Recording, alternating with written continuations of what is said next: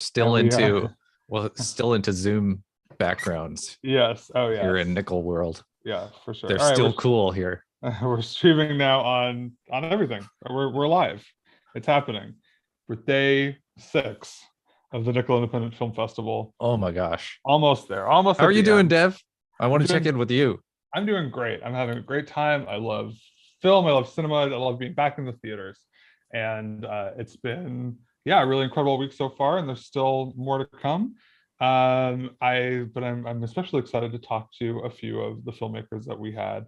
2 local documentaries that played yesterday at the festival and are available online now. So after our conversation, if your interest is piqued, you can head over to nickelfestival.com and check everything else out.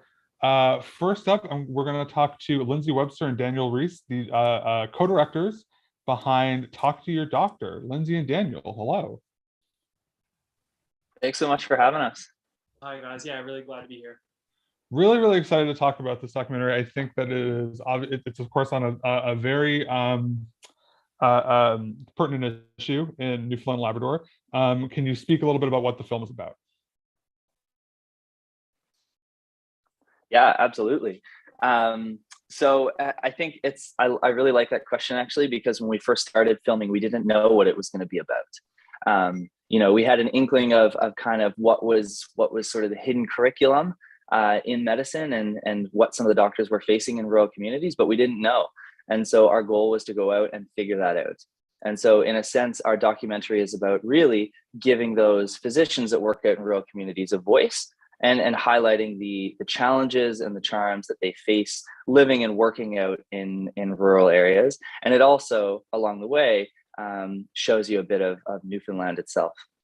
Yeah, it's very gorgeously shot.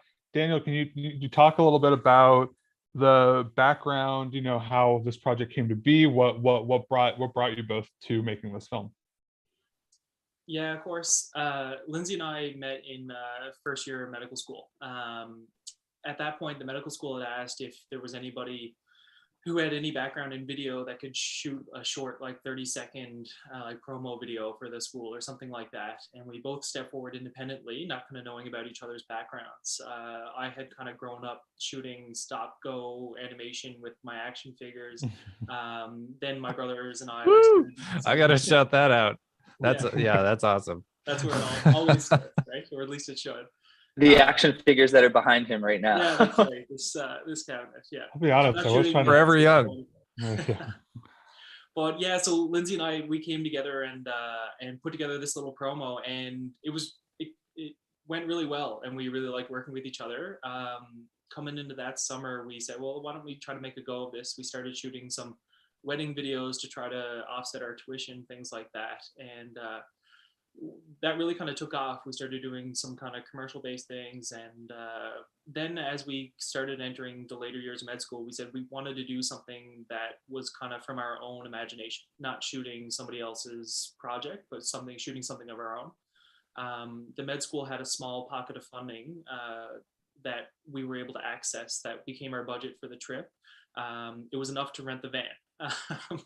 And so we came up with the plan that we would travel the province, interview these rural docs, and see what they had to say. And Lindsay said it exactly right. Like we didn't really know what we were setting out to shoot or what the story was going to be, and it really much did evolve. It evolved on the road. It evolved through the editing process, and then through the pandemic as well. And then our province really started to undergo a restructuring of the healthcare system, and I think a lot of those themes became really important for us to highlight as we were pulling together the story. I found that really interesting about finding it as you went along. Was there any, for both of you, what were some of the biggest surprises to you? About anything about Newfoundland, about the healthcare system? What were some of the surprises along the way of making this film? Lindsay, I'll pass that one to you. Sure. Yeah, for sure. I think some of the common themes that we talk about, we knew were going to be the case. Having a lack of access to certain things, whether that be specialists or just day-to-day life things. That was obvious, but I think one of the big things that I didn't necessarily expect is just how well everyone was able to navigate these issues and mitigate the challenges that they worked in. And they loved it out there. You hear about all of these challenges that they face, and you'd expect it to be kind of a sort of a dismal place to live, but that's not the case at all. And even though they were more than willing to kind of speak about those challenges that they faced, I don't, by far, they all said pretty much that they really enjoyed working out there. And so just how they were able to navigate some of those challenges, it takes a special type of person to be able to do that. And I thought that was pretty cool. Yeah, Daniel, you kind of touched on this, but the first, large chunk of the film, there's watching it now, there's this sort of, that there's this big dark cloud coming in the form of the pandemic. How did the pandemic change the way you thought about this film? Yeah, so we wrapped filming the summer before COVID. So as we entered then third year med school, and that's kind of the point where you go from being in classroom based to being on the floors. So things got exponentially busier, and it was difficult. So we were working 80, 90-hour weeks, and then trying to find a few hours on each other's schedules to be able to sit down and actually start going through the footage and pull it together. And then when the pandemic started, Lindsay ended up back in Ontario, and I was still in Newfoundland. And funny enough, by distance, it actually, just having the time off allowed us to kind of, I think, collaborate, like Zoom meetings and just texting, Google Docs going through. It really gave us the time to kind of step back and really, I think, kind of see the picture as a whole. I think before that, we kind of had our heads down. We were trying our best to really pull it together. But I think having that time, that perspective, we had just punched in 6 months really of kind of working on the floors, and we'd had a bit of a taste for it. And then to be able to kind of then have the breath to be able to sit down and actually get it together was good. And certainly presented its own challenges, like I said, like being distance, and then having to isolate from each other based on exposures or travel. And so there was a lot of it wasn't kind of like sitting down in the editing room for a few weeks and punching it out. It was a lot of coordination. This is kind of, maybe, I don't know, this is well, I just find it interesting, you two are both creative people, obviously, and there is a lot of talk in the film, and more generally about like sort of cultural changes that might be necessary to attract more doctors to the province. Do you find that do you think there's a connection between the arts and healthcare? Yeah, there really is. And I think that was one of the nice things about whenever we interviewed these docs, we sat down with them in their clinics, and then what we tried to do is we really made the effort to be able to visit them in their homes, or kind of see what their life looked like outside the clinic. For Dr. Rockel, who was one of the family docs down in Placentia, actually, and Lindsay worked with them for a number of months. So maybe I'll pass over to Lindsay, you, about Dr. Rockel there and about his engagement in the arts as part of his wellness. Yeah, no, absolutely. I think arts has a place in everyday life, and medicine is no exception to that. I mean, ultimately at the end of the day, wherever you end up living and working, especially if it's in these rural areas, you need to enjoy it. You need to have a community that sort of, fits your lifestyle. You need to be able to engage in hobbies. And ultimately, if it's something that you're interested in, you need to also be able to have your family fit in that community as well. And that was one of the common themes that we saw as we went across Newfoundland, is those physicians that made it work had those things. And so hobbies and the arts is definitely a huge part of that. And so Dan talked about Dr. Anthony Rockel, who's was one of my preceptors in my third year of medicine. And I actually went back and worked with him for a couple of weeks in my fourth year. And then he ended up also being one of the ones that we interviewed.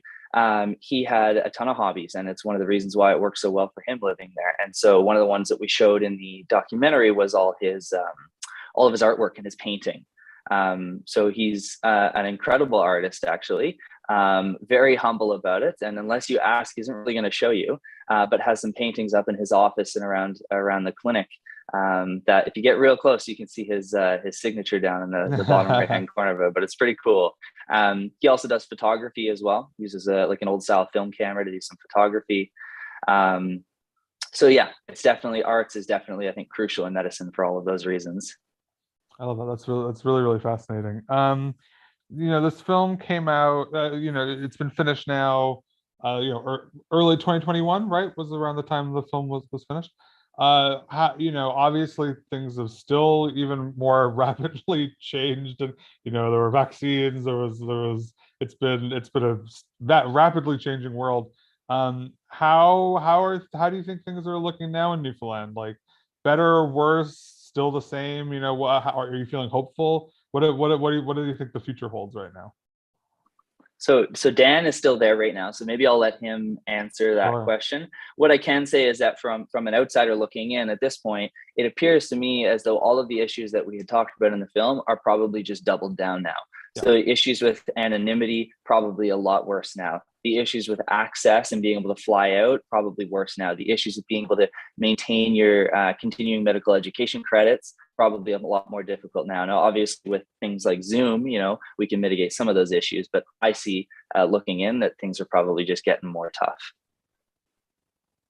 Yeah. I think certainly the government stepped forward with a number of initiatives to address this. When we put the documentary together, our audience was for the public to be able to kind of engage in this discussion, and I think we really wanted our documentary to be a bit of a reference point for the community or the just people of Newfoundland Labrador to be able to get a bit of a breakdown about the landscape, not just with regards to the geography, but also just with regards to the issues that we're facing, and why there is turnover of doctors in rural areas, and why maybe it takes sometimes a few weeks or a month to get in to see your family doctor, issues like that.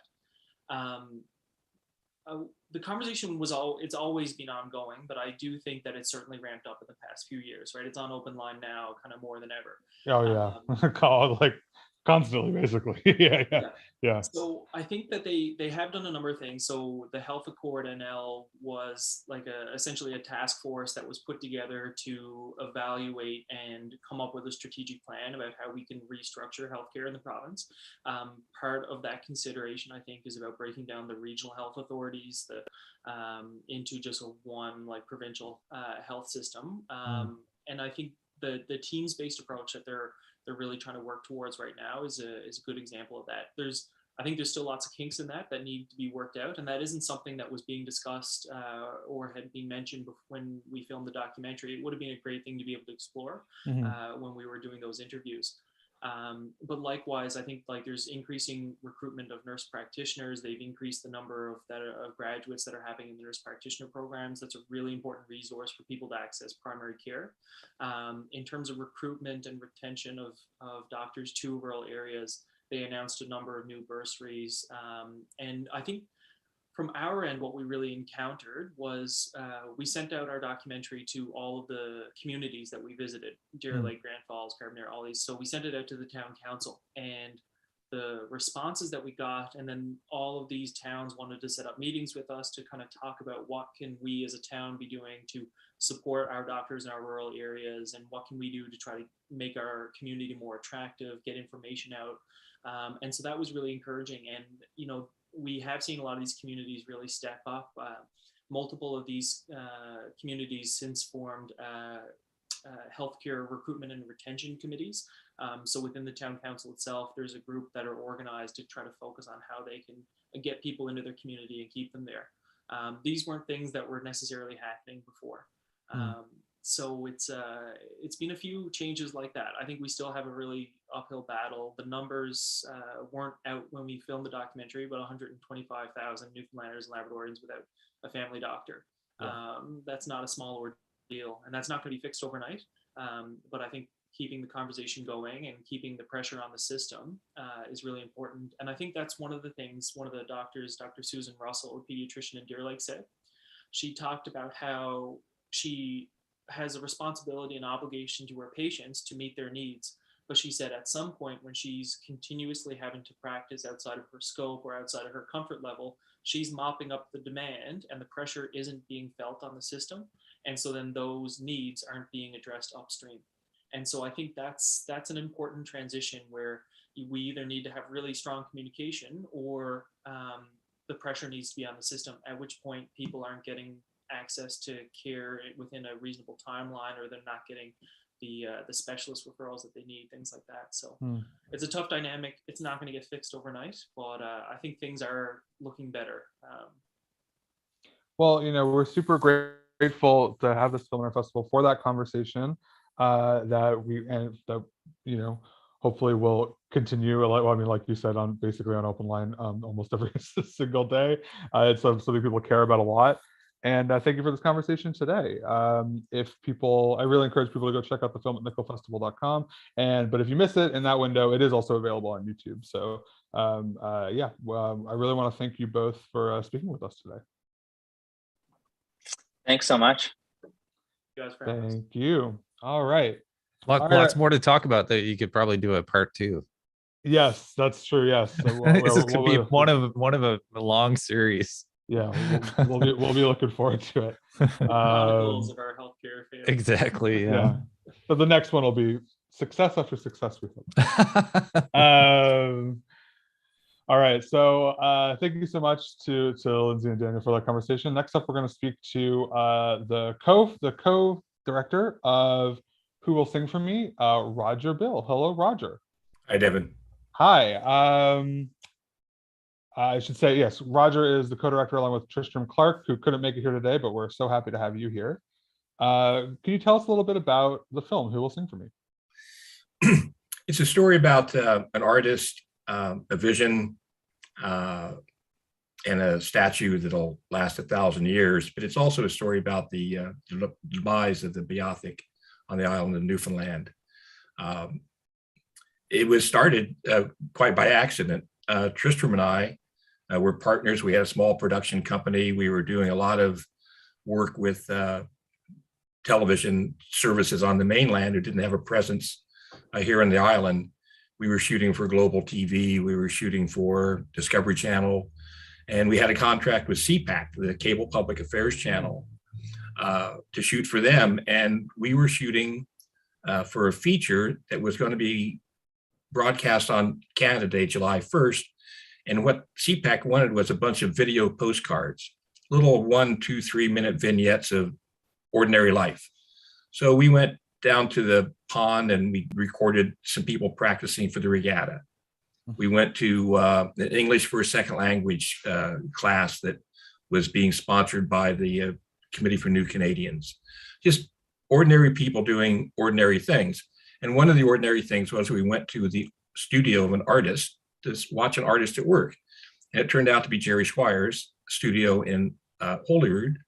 And he was working on a maquette of a statue that became the statue that's now in the Boyd's Cove Beothuk Interpretation Center.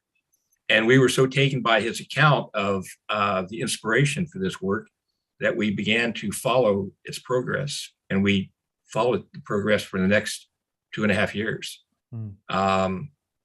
At which point we thought we had a broadcast sale of the piece, but it didn't work, as often things happen in these projects. And then the project stalled and we moved on to other things. We were running a business, we had other clients, we were working internationally at this point, but the documentary always wanted to get finished. And we would return to it every now and again, and we would get together and say, no, we really got to finish it. We really got to finish it. I think it was COVID and the shutdown of everything. Yeah. Business really came to a screeching halt. I'd gotten to a point in my life when I was spending my winters down south, and I stopped doing that. And we said, well, if we get the money to get it to the finish line, which was mostly at this point an editing, writing, production job, we weren't going to shoot anything new. We would take a run at it. And we were successful in finding some money to get to the finish line. And that's the answer to your question. Yeah. And what was that like, because remind me, when was the film shot? Between what years? The initial shooting was 1996. Yeah. We shot from 1990. I'm sorry. Jerry Squire started the project in 96. We caught up with it in 98. Yeah. And we shot right through 2000 into 2001. Yeah, so 20 years. That's a long time. What was it like returning to that footage? The footage always drew us back. Yeah. It was like it wanted to get done. In the same way that Squires had to finish the statue, finishing the story of the statue had to, just one of those things that wouldn't go away. I don't know how to explain why, but it was an unfinished piece of business, and it always was there, and it never disappeared. Looking through it all again, did anything surprise you? Anything, that you hadn't remembered, that suddenly you were like, wow, this is, especially because Jerry's not with us anymore, right? So that must have also been quite emotional. We know there's several people in the piece that are no longer with us. Yeah. Al Pittman is no longer with us. Yeah. Ralph Pistori, the archaeologist who found the site in Boyd's Cove, no longer with us. Mike Wade, an actor who was in the 1988 film Finding Mary March that Ken Pittman made and shared some of it with us, no longer here. But the story's timeless. 100 years from now, 200 years from now, 300 years from now, people are going to go to Boyd's Cove to understand the story of the Beothuk. And when they go there, they're going to discover this statue. And I think there'll still be an appetite for the story of how that statue came to be there. So in that sense, it's timeless. It's not dated at all. No, it certainly doesn't feel that way. If anything, the work of all these great Newfoundland artists, it really endures. It really feels very like present and contemporary. What do you think it is about? Well, Jerry's work or Al's work that still endures and is still so impactful now? Well, the story of the Beothuk is an indelible part of Newfoundland history. It's a dark chapter. When we started working on this documentary, truth and reconciliation wasn't part of the national conversation, and it is now. And so this is the timing is not wrong by any means. No. And that was a question I was going to ask. Do you feel as though what do you think the response to this film, if you had finished it 20 years ago, do you think the response would be different from today? Yes, that's a great question. I don't know the answer. Maybe it would have sped up the process that we're at now. I think it's hard to watch it and not find yourself doing some self-examination about the world around you. I mean, it's real. It happened, and it's like I've always puzzled about what's the difference between a Newfoundlander and an early European settler. I think it's like when the Beothuk were gone, the forefathers here, the forebearers, became Newfoundlanders, because the historic record is that early European settlers killed these people. So it's not quite that simple. Yeah. Tell me a little bit about, because I know you and Tristram have worked together a lot. What's your collaboration process like? How does that work? Well, Tristan and I, we were partners for a long time, and when we work together, we just kind of fall back into it very easily. He's a great shooter. For example, one of the challenges in the piece is we couldn't do anything that would date it. For example, you don't see any contemporary sort of scenes. You don't see any cars in it. There's nothing that would say to you that this was done 20 years ago versus 10 years ago or done yesterday. Tristan's got a real good eye and a real good feel for that. The other thing is, and he's also very good on the technology side of things. We were the first people shooting for TV with digital video in St. John's. Wow. CBC and NTV were still shooting Betacam with great big cameras, great big chocolate bar batteries and stuff. And we show up with this little tiny Sony digital video camera, and we thought we were red hot. But and then we invested money to keep up with technology, and Tristan, and it's really, sometimes it's the feel of the picture is old because even though it was red hot video back then, it was like it's really dated now. But Tris, his skill in the edit suite is great. His sense of timing, his sense of mood. I mean, I'm a journalist. I think of stories and I think of structure and I think about writing but Tris has a feel for translating it to imagery that we match up okay. I love thinking about, that sort of like that's such a pivotal era, like in terms of filmmaking because of the changes in technology. Did you find that, because you were able to, because the technology was smaller and more accessible, was access easier? Was it sort of, were you able to be a little more inconspicuous at that point compared to before? All of those things. Yeah.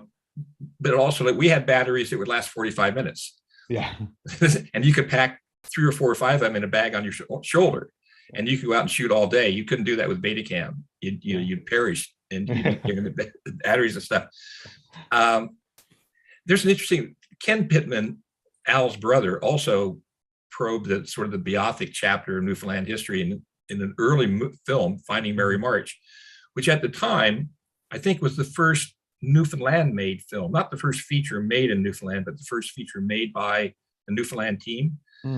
And he explored the Beothic story, and he dramatized the killing at Red Indian Lake, where the Paytons captured Demastuit.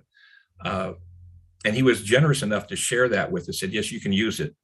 And in it, you'll see the viewers will see the pursuit across the ice and the capture of this woman, the killing of her husband and stuff.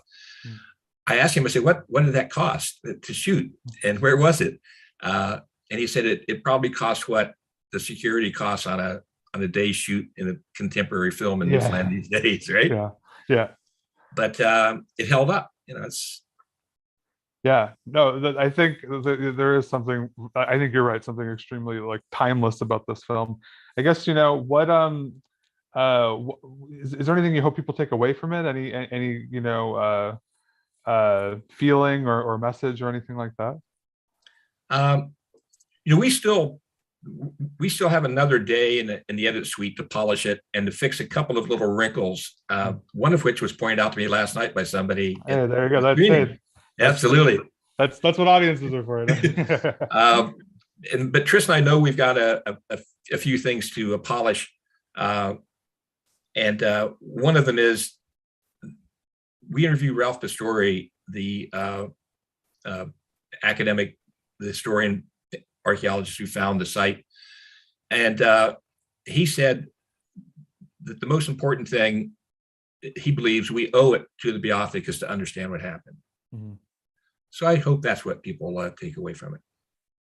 Well, it is a really beautiful film. I'm so happy that you and Tristan returned to this and that you were able to share it with us. Other than fixing up little tying up little loose ends there, working on anything else right now, or focusing on that? Tris is super busy. COVID's over and his schedule is blocked. Fortunately, I just like to get this finished, and we've had some interest in other festivals. We were delighted it was selected to screen for the Nickel, and at the Hall it's absolutely the right spot to screen it for the public in Newfoundland. So we were really pleased. So thanks so much for that. Yeah, we were so happy to screen it, and I'm so happy you were able to speak with me today. Thank you so much, Roger. Great to talk with you. Good luck. You as well. All right, folks. Well, that is our interviews for the day. I want to thank all the filmmakers who joined me today, but who also screened last night. I am going to do my real quick little rundown of what we have on the go today. It is a big day for our penultimate day of the festival. So we have a screening at 1 p.m. that includes Unbox, The Southern Wind, Hen, The Borer and the Basket, Dribble, and Honk. At 3:30, we have a tribute to the great Paul Pope, where we're screening some of his early work, an early film called Stones Cove, and the amazing Secret Nation that he produced with directed by Mike Jones and written by Ed Rich. That's at 3:30. I think that'll be really special. At 7 p.m., we have Gay Asian Immigrant, Coin Slot, Look, I Want to Love You in Analog, Evan's Drum, Mutter's Hands, and The Savior. And our final show for the night is at 9:30 p.m. presented by Kitty Vitty Brewery. And that includes The Shadows of Magdalene, Identify, The Mrs. Downstairs, The Long Road Home, Close to the Bone for me and Foster, Unnecessary Things, House, Car, and Cottage, Lydia, Emily's Last Mural, and Shelter. And then finally, after that, actually, we also are having a festival end party at the ship that all are welcome to. Come on down. I don't think, no cover or anything, right, Ellen? No cover. No. Okay, good. So yeah, come on down, hang out, say hello. But yeah, a big full day at the festival, and we're excited to get it started. Elling, anything to add? No, no, nothing. Thank you. Thanks to all the people who've been watching the movies online or in person. It's been lovely to be back in an in-person space after 2 years, and yeah, just look people in the eye and hear people like reacting to the films at the same time. It's really cool. But yeah, anyway, thank you to the filmmakers here today. Thanks. That was a really interesting conversations.